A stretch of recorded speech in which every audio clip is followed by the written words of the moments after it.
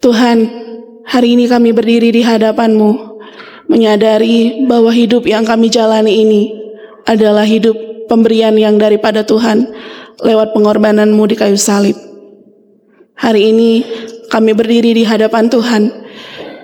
Kami mau mempersiapkan hati dan pikiran kami untuk mendengarkan firman-Mu, sehingga firman yang diberitakan pada hari ini kepada kami membuat kami semakin melihat betapa besar kasih Tuhan dalam kehidupan kami, betapa besar pengorbanan-Mu atas kami, betapa seriusnya Engkau memperhatikan kehidupan kami. Dan kami pulang dari tempat ini mengambil komitmen yang baru. Kami menjalani kehidupan yang baru, kehidupan yang telah ditebus dengan mempersembahkan hidup kami untuk menyenangkan hati Tuhan saja. Tuhan, tolong berbicara kepada kami secara pribadi dalam firman Tuhan yang kami baca dan juga dengarkan dan renungkan. Urapi kami semua ya Tuhan, dan hamba-Mu yang menyampaikannya. Di dalam nama Tuhan Yesus Kristus kami berdoa. Amin.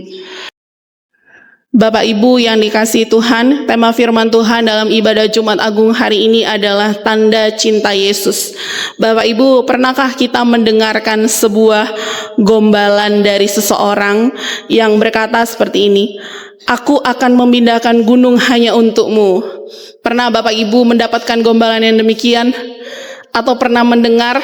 Ya, mungkin ini gombalan-gombalan yang kalau misalnya ya Bapak Ibu kalau baru-baru pacaran, baru-baru jatuh cinta, rasanya kayak wah gitu ya Bapak Ibu, rasanya kayak betapa luar biasanya rasa sayangnya ini sampai mau memindahkan gunung hanya untukku gitu ya.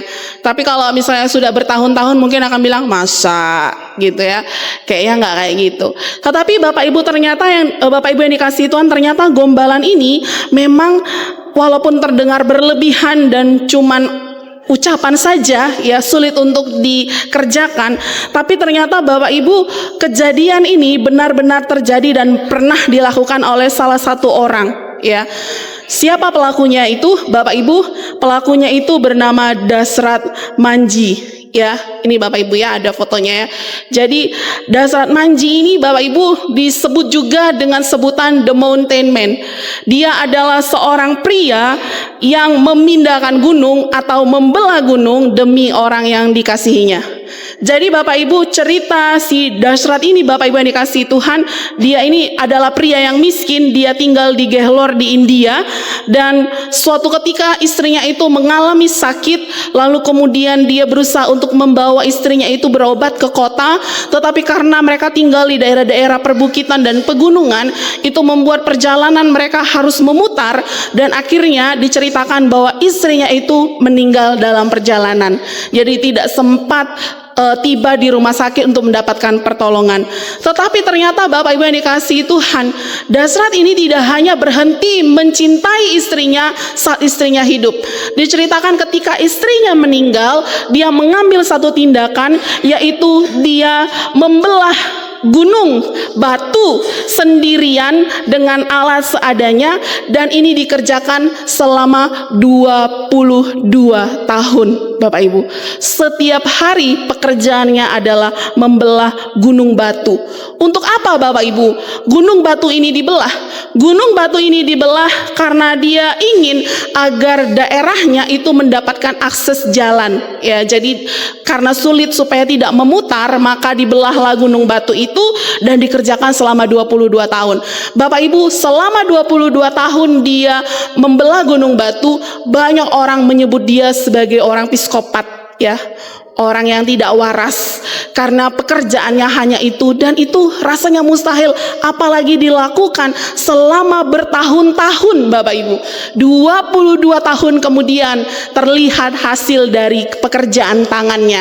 Dikatakan kemudian daerah itu Bapak Ibu mengalami satu perubahan, ada lorong, ada jalan yang bisa kemudian dibangun menjadi aspal, dan kemudian orang-orang di desanya itu dikatakan tertolong sekali dengan jalan yang lebih singkat tadi, jalan pintas karena membelah gunung batu tadi, sehingga angka kematian karena kesulitan untuk mendapatkan penanganan medis itu menurun drastis Bapak Ibu. Dan itu dilakukan oleh pria yang begitu mencintai istrinya dan menginginkan agar peristiwa yang dialaminya tidak dialami juga oleh orang-orang yang ada di kampungnya.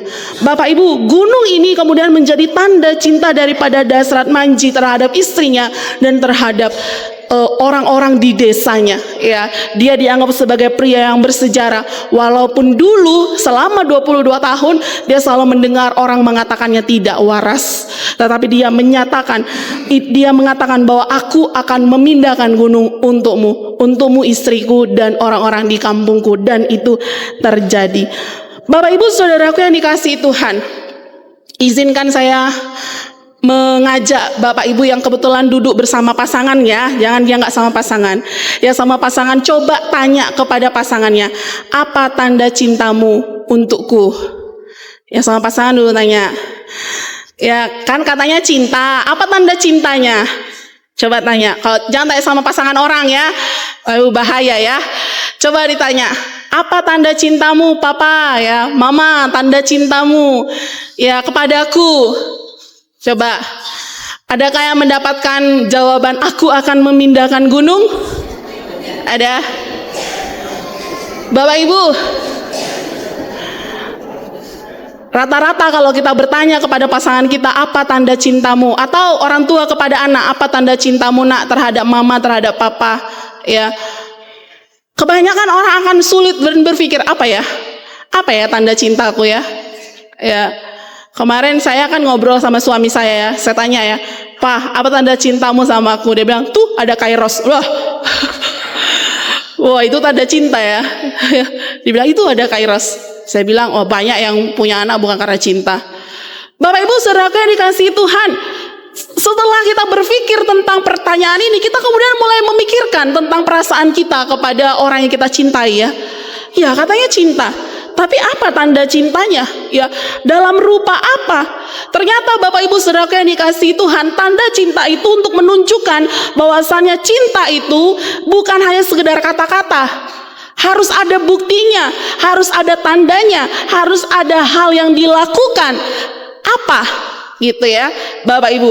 Nah, tanda cinta ini Bapak Ibu bisa berupa tindakan nyata. Kalau saya baca dalam buku Bahasa Kasih, jadi tanda cinta ini bisa berupa tindakan nyata, bisa kata-kata, maupun juga perhatian-perhatian kecil yang dilakukan secara konsisten, kontinu, terus menerus, ya. Setiap kali bersama-sama ada sesuatu yang ditunjukkan sebagai tanda cintanya kepada pasangan yang dicintai. Nah, Bapak Ibu, dalam buku Bahasa Cinta itu ada beberapa hal ya yang dirincikan sebagai bentuk tanda cinta. Nah, ini ada beberapa ya Bapak Ibu boleh lihat ya. Jadi tanda cinta itu bisa berupa tindakan pelayanan ya. Bapak Ibu nanti bisa sambil cek, kira-kira pasangan saya ini atau anak saya atau orang tua saya ini mencintai saya dengan sungguh-sungguh enggak ya. Jadi bisa kelihatan dari tindakan pelayanan. Bagaimana orang-orang yang kita cintai itu membantu kita dalam meringankan pekerjaan kita. Jadi bukan menambah beban, tetapi membantu meringankan. Anak yang membantu meringankan pekerjaan orang tua, ya. Kemudian suami atau istri yang membantu meringankan pekerjaan pasangannya, membantu mengerjakan hal-hal kecil dalam rumah, ya. Meringankan, dia berusaha bagaimana supaya orang yang dikasihinya ini tidak terlalu terbebani. Jadi melakukan sesuatu yang dia bisa untuk orang yang dikasihi. Coba dicek ya, apakah pasangan kita atau anak kita atau orang tua kita melakukan itu? Atau cuek-cuek aja? Atau setiap hari kita bertengkar hanya karena suami malas mindahkan anduk basah di atas kasur? Katanya kan gitu ya. Jadi tindakan-tindakan kecil suami yang membuat istri kesal adalah tidak mau menjemur handuk setelah mandi, mengambil baju secara sembarangan ya dalam lemari, lalu menggantung pakaian banyak-banyak di hanger atau di gantungan baju. Ya, orang kalau kita bilang kita mengasihi, tindakan-tindakan sederhana ini tidak terjadi. Dia berusaha bagaimana bisa membantu meringankan pekerjaan orang yang dikasih. Anak juga melihat, oh saya kalau memberantakin lemari saya nggak merapikan buku saya menaruh pakaian kotor saya sembarangan, ini memberatkan pekerjaan mama saya. Maka saya akan menolongnya dengan merapikan baju saya, merapikan buku-buku saya, kemudian meletakkan pakaian kotor saya di tempat seharusnya. Nah, itu tindakan-tindakan kasih ya Bapak Ibu yang menunjukkan tanda cinta. Jadi ada tindakan pelayanan dari hal-hal yang kecil, ya nggak memindahkan gunung, tapi hal-hal kecil. Lalu kemudian Bapak Ibu ada waktu berkualitas yang dihabiskan ya. Bagaimana kita meluangkan waktu untuk mengobrol mendalam dengan orang yang kita kasihi. Ada waktu untuk ngobrol, ada waktu untuk berbicara. Untuk ngobrol itu gak sekedar ngobrol ngalur ngidul, tetapi ada pembicaraan yang dalam, ada deep talk ya Bapak Ibu. Bicara orang tua dengan anak, pasangan ya, mereka melakukan waktu untuk bisa melakukan hobi bersama ya, atau sekedar meluangkan waktu untuk mengerjakan sesuatu. Kemudian Bapak Ibu, yang ketiga ada kata-kata afirmasi. Bagaimana orang yang mengasihi itu memberikan pujian, dukungan, ucapan terima kasih dan kata-kata sayang lainnya kepada pasangannya. Maka Bapak Ibu, kalau ada pasangan kita yang memanggil kita dengan sebutan negatif, kita perlu mempertanyakan kasihnya. Ada kan orang seperti itu kan Bapak Ibu, panggilan sayang-sayang, dut, sini dut. Itu nggak sayang Bapak Ibu. Ya, kalau ada yang bilang itu. Kalau ada yang manggil kita dut gitu ya, itu nggak sayang. Ya, atau kita bilang, kalau dulu saya punya keponaan ya, Bapak Ibu, keponaan saya itu rambutnya keriting, ikal, dan kayak per gitu ya. Jadi kalau di rumah itu dipanggil keriting gitu. Tapi waktu saya belajar membaca buku bahasa kasih ini, itu bukan kasih sayang. Itu adalah sebuah pembulian yang terjadi dalam rumah tanpa disadari, dengan mengatasnamakan kata sayang atau panggilan sayang. Orang-orang pacaran kan suka gitu, jelekku selamat pagi, itu bukan sayang. Ya, harusnya cantikku, manisku, gantengku gitu ya, bukan jelekku, ndutku, enggak. Dia memberikan kata-kata yang membangun, yang berisi pujian, dukungan, dan penuh kasih sayang. Lalu kemudian Bapak Ibu Saudara yang dikasihi Tuhan, ada juga sentuhan fisik, atau biasa anak muda suka bilang physical touch ya. Bagaimana ada sentuhan-sentuhan fisik yang menunjukkan rasa sayang, misalnya bergandengan tangan, membelai kepala. Orang tua suka ya mengelus kepala anaknya ya, saat tidur atau saat di pangku, atau ya dalam kondisi lagi bersama, mengelus kepalanya, membelai dan lain sebagainya. Lalu kemudian Bapak Ibu memberikan hadiah. Nah, ini sama seperti apa yang saya pernah sampaikan dalam firman ya Bapak Ibu. Kalau kita bilang kita mengasihi, kita nggak bisa nggak memberi ya. Jadi ada pemberian yang kita berikan sebagai tanda kasih. Nah, ibu-ibu coba cek kapan terakhir dikasih sama suami hadiah ya. Kalau udah lama kali coba tanya, mana ini salah satu tanda cintamu, mana pemberianmu. Bapak Ibu Saudaraku yang dikasihi Tuhan, macam-macam ya. Tanda cinta orang bisa dengan berbagai bentuk berbeda-beda pada setiap orang. Tetapi Bapak Ibu yang dikasihi Tuhan, ada satu bentuk tanda cinta yang tidak pernah diberikan oleh siapapun kepada semua orang di dunia ini, adalah tanda cinta dari siapa Bapak Ibu? Yesus Kristus. Tahu Bapak Ibu apa tanda cinta Yesus Kristus kepada kita?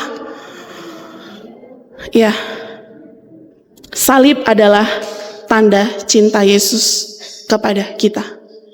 Tidak ada orang yang bisa memberikan hal ini kepada kita selain daripada Yesus.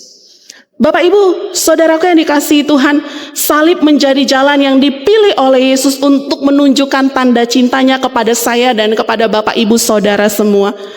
Perjalanan yang tidak mudah dan juga tidak murah dalam menghadirkan atau menunjukkan tanda cintanya kepada kita. Bapak Ibu, kita sering melihat salib dalam kehidupan kita sehari-hari ya Bapak Ibu. Bapak Ibu bisa menemukan salib itu sebagai sebuah simbol iman ya. Bisa ada digunakan sebagai perhiasan. Bapak Ibu punya kalung salib ya. Kalau kita lihat kalung salib, kita langsung mengira orang ini orang Kristen ya. Tanda ini iman, kepercayaannya Kristen, pakai kalung salib dia ya. Jadi ada perhiasan ya, kalung.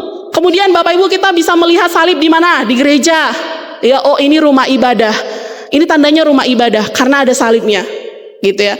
Lalu kita bisa lihat di mana lagi Bapak Ibu? Di rumah ya, di rumah ada salibnya. Kalau orang masuk ke rumah, oh ini orang Kristen, ini rumah orang Kristen, ada salibnya. Lalu Bapak Ibu kita bisa lihat di mana lagi? Di pakaian-pakaian. Orang sablon baju ada gambar salibnya. Mungkin ada juga orang yang pasang tato ya, walaupun sekarang juga tidak harus selalu orang pasang tato salib itu adalah orang Kristen. Tetapi Bapak Ibu Saudaraku yang dikasihi Tuhan, pada zaman Yesus salib itu adalah simbol penderitaan. Salib itu sebenarnya gambarnya seperti ini Bapak Ibu.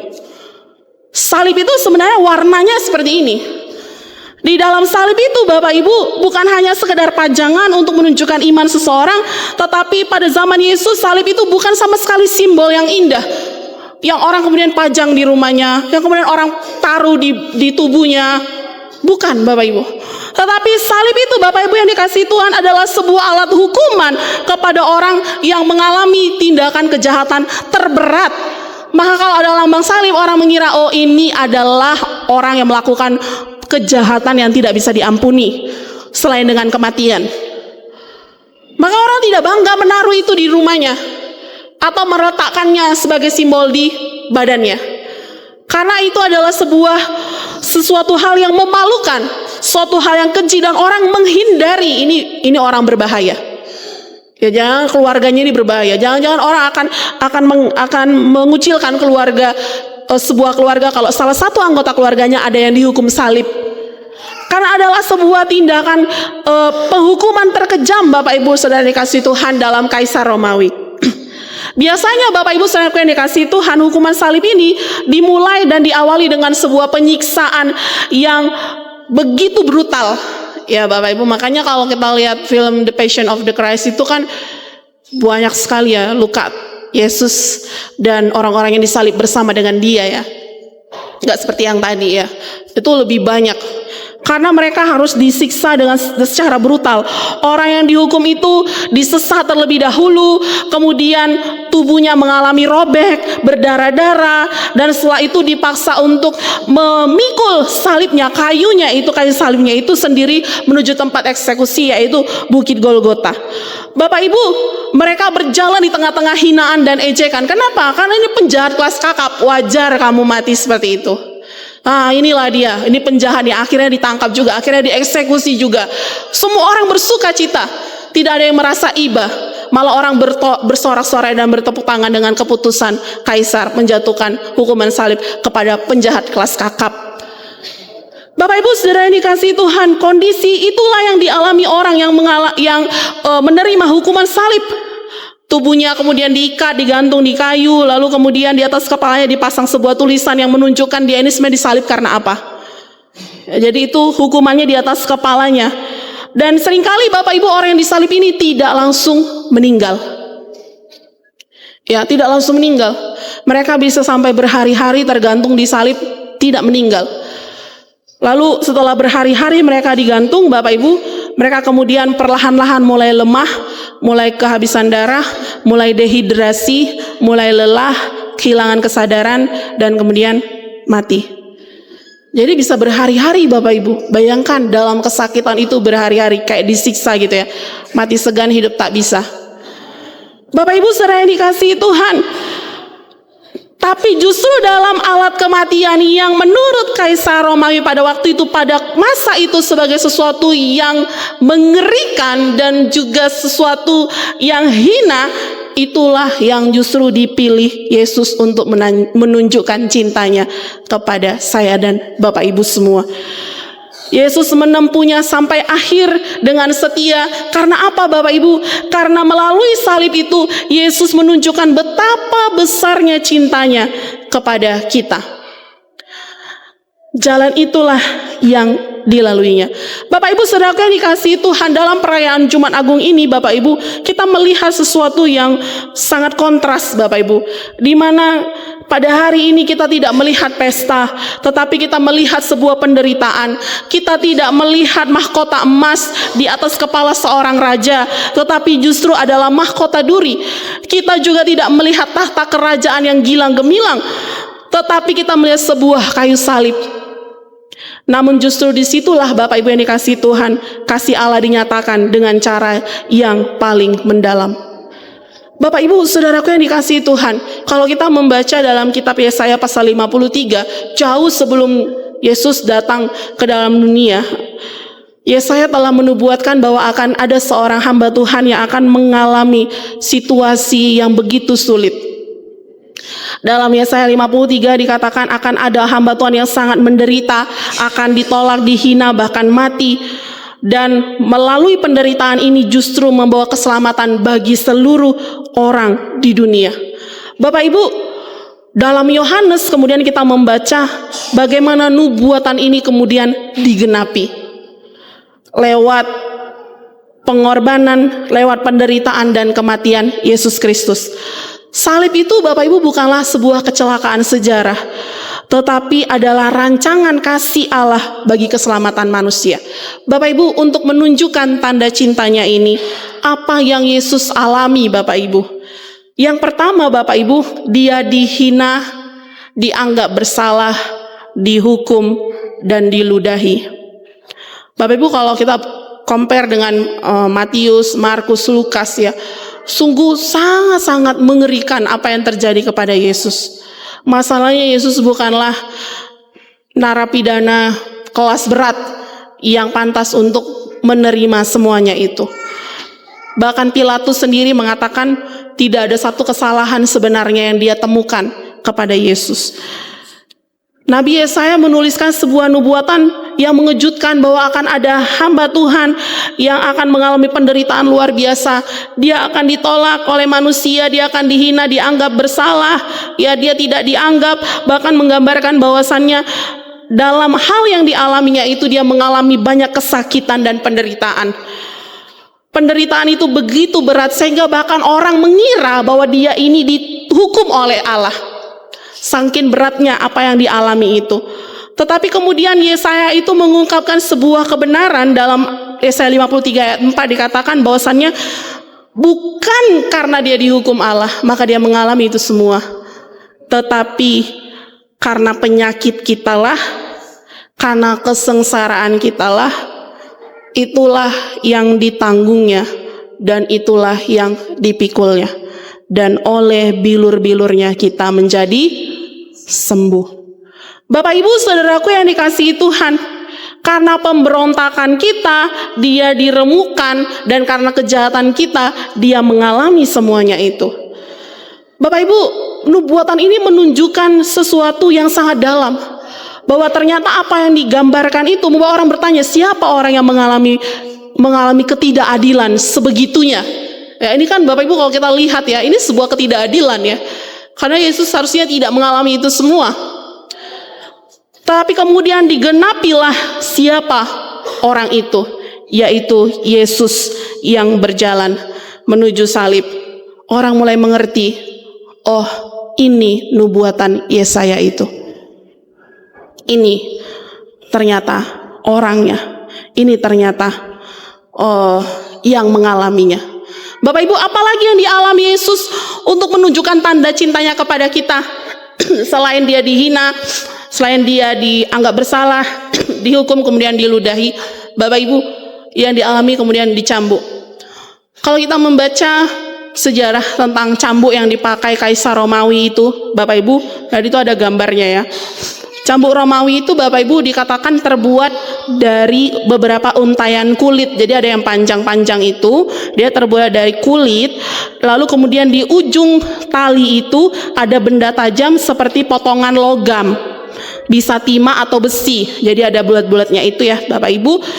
Dia itu tulang yang runcing atau bola yang bola besi bergerigi. Jadi dia nggak mulus Bapak Ibu ya. Dia itu ada gerigi-geriginya, bahkan ada kayak kalau dipukulkan itu kepada tubuh orang itu bisa terkoyakkan dagingnya. Karena kan pas dipukulkan itu tertancap dia di daging manusia, lalu pas ditarik lagi itu tersobek, terkoyak, bahkan ada yang sisa di geriginya itu, daging kita ketika kalau kita dicambuk dengan cambuk ini. Nah, apa tujuan cambuk ini Bapak Ibu? Tujuan ini dirancang bukan hanya untuk menimbulkan rasa sakit yang begitu luar biasa, tetapi untuk mengoyakkan daging dari orang yang dicambuk. Ya, jadi kalau dicambuk pakai kulit saja mungkin hanya memar-memar merah-merah ya, mungkin agak ada yang luka sedikit. Tapi kalau ada geriginya itu Bapak Ibu bisa terkoyak ya. Dan ini Bapak Ibu bisa memutuskan pembuluh darah, bahkan menyebabkan pendarahan yang hebat hingga merobek kulit dari punggung orang yang dicambuk. Jadi bisa dibayangkan Bapak Ibu ya. Itu enggak cuma satu loh Bapak Ibu. talinya yang itu ya, ada beberapa tali gitu ya yang dipakai untuk mencambuk. Nah, pencambukan dalam masa pemerintahan Romawi ini Bapak Ibu adalah salah satu hukuman yang paling brutal pada zaman kuno. Jadi benar-benar mengerikan Bapak Ibu, yang seringkali dilakukan untuk melemahkan orang yang mau disalibkan. Supaya apa? Supaya penjahat ini tidak kabur, supaya penjahat ini boleh menyadari kesalahannya, ataupun mereka itu membongkar rahasia. Jadi kalau misalnya mereka punya rahasia, mereka dicambuk untuk mereka bisa memberitakan apa yang sebenarnya, kebenarannya gitu ya. Jadi ini adalah seperti sebuah ancaman gitu, tapi benar-benar menyakiti orang yang dicambuk. Lalu kemudian Bapak Ibu, orang dengan kondisi yang sudah seperti itu, maka dia sulit untuk menolak memberitakan yang benar, menutupi kejahatannya atau antek-anteknya ya. Dan biasanya orang ini tidak bisa kabur, dan kemudian dalam kondisi tubuh yang demikian dia harus berjalan ke Bukit Golgota membawa salibnya.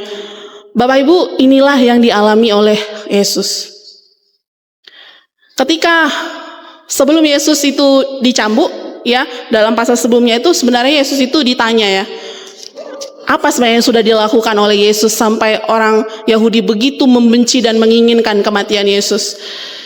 Tetapi setelah diselidiki, Paulus melihat bahwasannya Yesus ini memang tidak bersalah ya. Dan dia berkata kepada orang-orang banyak, aku tidak mendapati kesalahan apapun kepadanya, dalam Yohanes 18 ayat 38. Tapi orang-orang pada waktu itu sudah sangat ingin sekali menyalibkan Yesus, dan teriakan mereka jauh lebih kuat dengan berkata, salibkan dia, dalam ayat yang ke-6, Yohanes 19 ayat ke-6. Akhirnya Bapak Ibu, Pilatus ya udah diserahkanlah kemudian Yesus kepada mereka, dan Yesus dimahkotai duri, kemudian dia dicambuk dan dipaksa memikul salibnya menuju Golgota. Bapak Ibu saudaraku yang dikasihi Tuhan, Yesus diperlakukan seperti penjahat padahal dia tidak bersalah, dan Yesus menanggung hukuman yang begitu hebat yang seharusnya saya dan Bapak Ibu tanggung. Harusnya kitalah yang diberikan mahkota duri, dicambuk, diludahi, dan disalibkan karena kejahatan, pelanggaran-pelanggaran kita di hadapan Allah. Tetapi semuanya itu Bapak Ibu yang dikasihi Tuhan, Tuhan yang menanggungnya. Bapak Ibu bisa bayangkan, jikalau dosa-dosa dan sakit penyakit kita, penderitaan kita ditanggungnya, bagaimana kita tidak meyakini bahwa hidup kita ini pun seluruhnya ditanggung olehnya. Maka harusnya kita hidup dengan penuh iman kepada Tuhan. Dosa kita saja sudah ditanggungnya dengan cara yang demikian, apalagi hidup kita ini Bapak Ibu, masa depan kita, keluarga kita, anak-anak kita. Apakah Tuhan tidak akan menanggungnya? Tentu Dia akan menanggungnya Bapak Ibu. Dia akan menyertai, Dia akan menolong, Dia akan memampukan, Dia akan menyediakan segala sesuatunya. Bapak Ibu saudara yang dikasihi Tuhan, kita melihat peristiwa yang terjadi kepada Yesus ini, dalam hal-hal yang dialaminya ini, untuk menunjukkan cintanya kepada saya dan Bapak Ibu, Ia rela untuk dicambuk. Lalu terakhirnya Bapak Ibu adalah Dia disalibkan untuk menunjukkan cintanya. Tidak cukup hanya dihina, dihukum, diludahi, nggak cukup. Ya, nggak cukup. Nggak cukup hanya dicambuk dengan cara yang begitu brutal, nggak cukup. Tetapi sampai kepada disalibkan. Akhirnya Yesus tergantung di salib. Penderitaannya ini dikatakan Bapak Ibu mencapai puncaknya ketika Dia ada di atas salib. Tubuhnya penuh luka, dan sebelum Dia kemudian mati, Dia berkata, sudah selesai.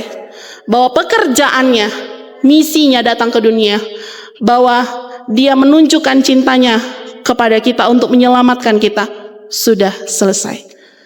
Dia sudah menunjukkan kesetiaannya, ketaatannya, dan tugasnya untuk menyelamatkan kita.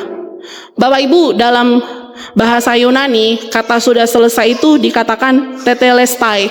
Artinya adalah sudah lunas dibayar. Itu sebabnya 1 Petrus mengatakan, saya dan Bapak Ibu ini hidupnya sudah lunas dibayar. Oleh barang yang mahal, uang berjuta-juta? Bukan. Tapi oleh darah Kristus ya, sudah selesai.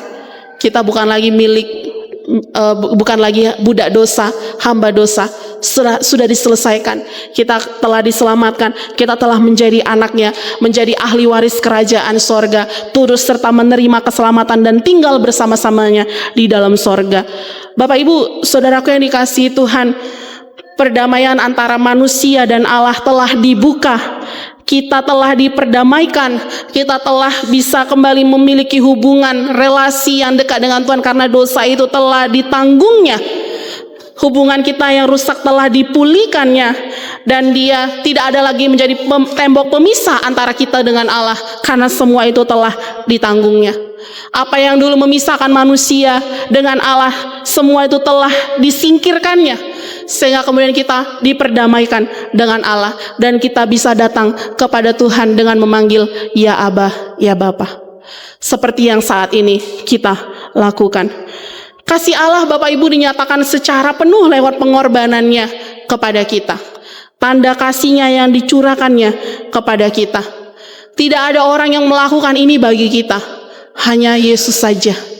Dia melakukannya bukan karena sekedar menyelesaikan misi saja Bapak Ibu, tapi karena dia benar-benar mengasihi saya dan Bapak Ibu yang dikasihi Tuhan. Bapak Ibu, jika hari ini kita memandang salib, kita sebenarnya sedang melihat dua hal sekaligus. Yang pertama, kita melihat betapa seriusnya ternyata dosa-dosa kita. Serius sekali Bapak Ibu dosa-dosa kita ini, sampai Yesus harus mengambil jalan salib untuk membebaskan kita. Tetapi di dalamnya kita juga melihat betapa Tuhan sangat serius mengasihi kita. Serius dia Bapak Ibu.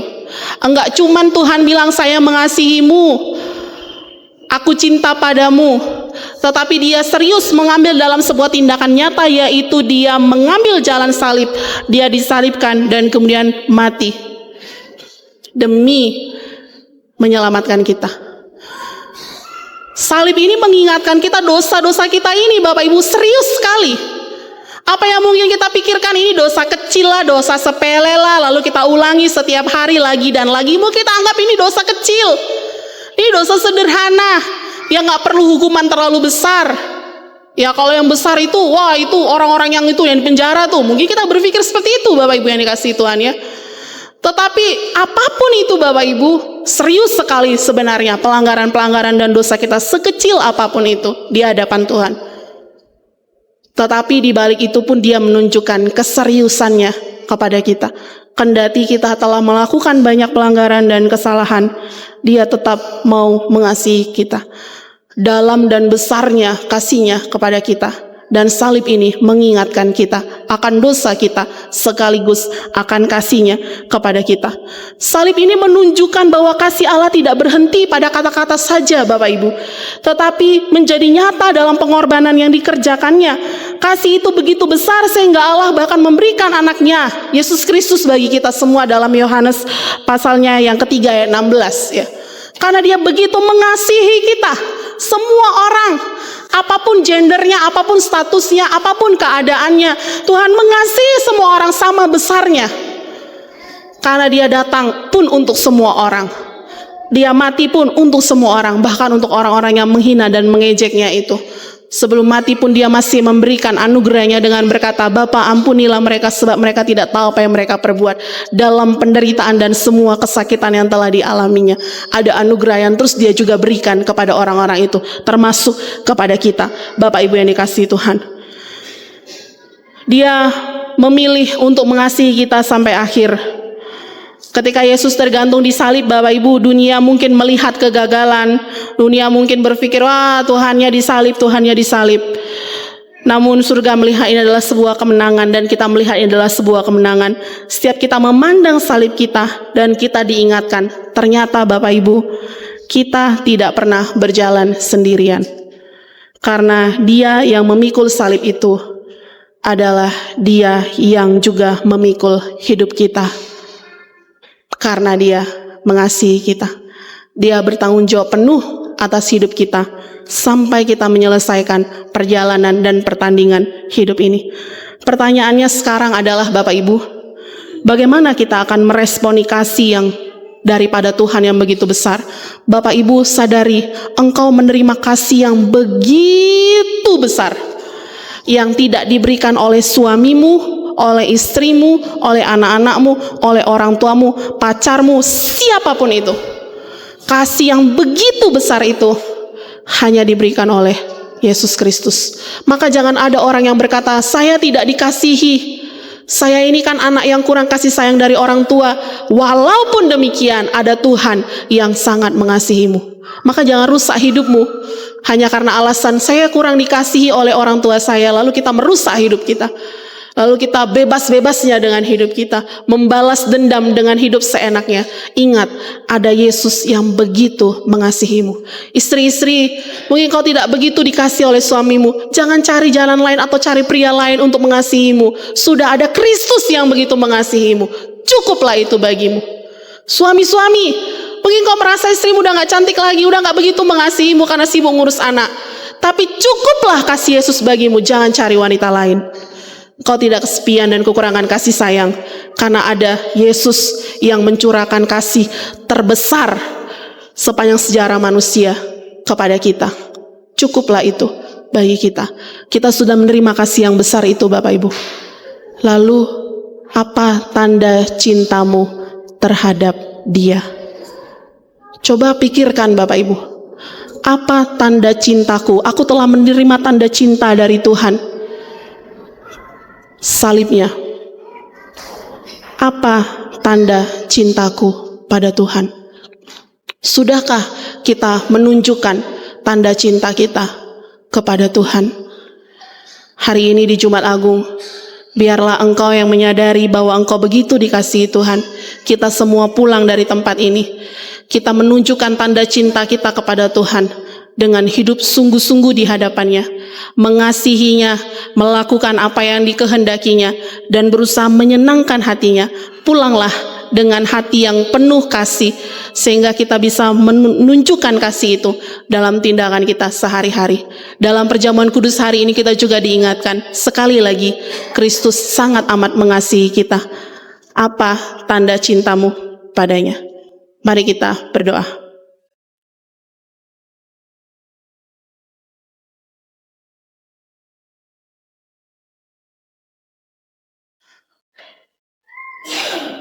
Sungguh tidak ada satu orang pun di dunia ini yang melampaui kasih-Mu yang besar terhadap kami, ya Tuhan. Kami boleh ada sebagaimana kami ada, semua adalah karena besarnya cinta-Mu kepada kami. Keseriusan-Mu mengasihi kami lewat pengorbanan-Mu dan kematian-Mu di kayu salib, menunjukkan bahwa kami, kendati dalam keberdosaan kami berharga di mata Tuhan. Tuhan mau menanggung semuanya itu demi kami, sehingga kami yang harusnya binasa, sehingga kami yang harusnya mendapatkan hukuman, tetapi kami kemudian dibebaskan dan dilepaskan, diselamatkan. Terima kasih ya Tuhan atas karya-Mu yang agung dan besar kepada kami. Kalau kami melihat cinta kami kepada Tuhan, sungguh kami merasa malu ya Tuhan. Ada banyak ketidaksetiaan, ada banyak pemberontakan, ada banyak kejahatan-kejahatan yang kami lakukan, yang membuat kami malu Tuhan terhadap kasih yang besar yang Engkau sudah nyatakan kepada kami. Tapi hari ini Tuhan, kami menerima satu kebenaran bahwa Engkau mengasihi kami, Engkau mati bagi kami, demi kami memperoleh kehidupan yang baru, perdamaian yang Engkau kerjakan bagi kami dan Allah. Ajar kami juga Tuhan untuk dapat terus menunjukkan tanda cinta kami kepada Tuhan, dengan membawa hidup kami kepada hal-hal yang berkenan kepada Tuhan, dengan lebih memberi banyak waktu kami, apa yang ada pada kami, untuk boleh semakin dekat dengan Tuhan, untuk terus terlibat dalam hal-hal, dalam pekerjaan-pekerjaan Tuhan. Tuhan, tolonglah kami ya Tuhan, agar kami dapat terus menunjukkan tanda cinta kami kepadamu lewat hal-hal kecil sampai kepada hal-hal besar yang Engkau percayakan kepada kami.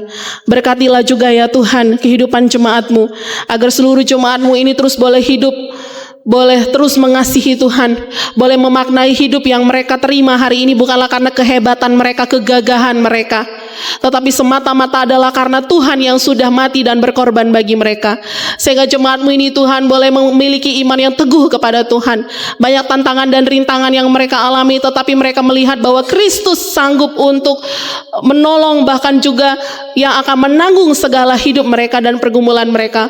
Tolonglah jemaat kami ya Tuhan. Barangkali ada yang hatinya sedang berada dalam gelap, yang tidak menemukan arah untuk kembali pulang. Kami percaya bahwa kasih-Mu Tuhan sanggup untuk membawa mereka kembali kepada Tuhan, untuk boleh melihat Tuhan kembali, mengasihi Tuhan kembali, untuk boleh memiliki gairah melayani Tuhan, beribadah kepada Tuhan, bahkan mengerjakan kehendak Tuhan dalam kehidupan mereka. Terangilah mereka Tuhan, karena Engkau mengasihi mereka. Kami berdoa untuk kesehatan dan juga setiap jemaat kami dalam pemulihan. Tuhan kiranya menyembuhkan sakit penyakit mereka, sebab dalam salib-Mu Tuhan, segala sakit kami Engkau yang menanggungnya, dan oleh bilur-bilur-Mu kami menjadi sembuh. Kami yakini apapun sakit kami, dalam bilur kuasa Yesus kami disembuhkan. Tuhan kiranya juga berkati setiap usaha pekerjaan kami, sehingga dalam hal yang kami kerjakan, nyata Tuhan kuasa-Mu memberkati kami dan mencukupkan segala kebutuhan kami. Berkati juga ya Tuhan untuk kegiatan perayaan dan juga ibadah Paskah yang akan diadakan pada hari Minggu. Berkati pelayan-pelayan yang akan melayani. Berkati jemaat Tuhan agar walaupun subuh jam 6 pagi kami tetap memberikan waktu dan diri kami untuk beribadah kepada Tuhan, merayakan kemenangan yang Engkau kerjakan bagi kami. Engkau memberkati juga ya Tuhan setiap kegiatan-kegiatan perayaan dalam perlombaan-perlombaan, agar semua juga berjalan dengan kondusif dan kami semua menikmati dengan penuh sukacita apa yang Tuhan kerjakan bagi kami. Berikan juga keamanan, serta kami berdoa untuk konferensi resort yang akan diadakan sorenya Tuhan di hari yang sama. Tuhan juga berkati agar konferensi ini menjadi sarana anugerah untuk semakin memajukan pekerjaan pelayanan Tuhan di tengah-tengah resor Getsemani ini.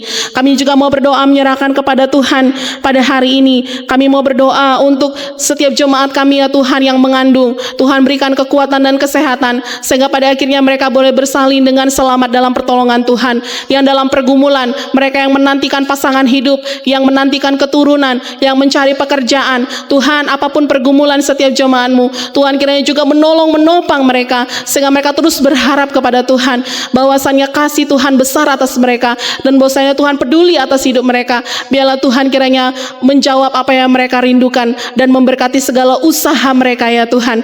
Kami mau berdoa juga menyerahkan kepada Tuhan untuk bangsa dan negara kami. Kami percaya juga Tuhan mengasihi bangsa kami. Kami percaya juga Tuhan mengasihi pemimpin-pemimpin bangsa kami.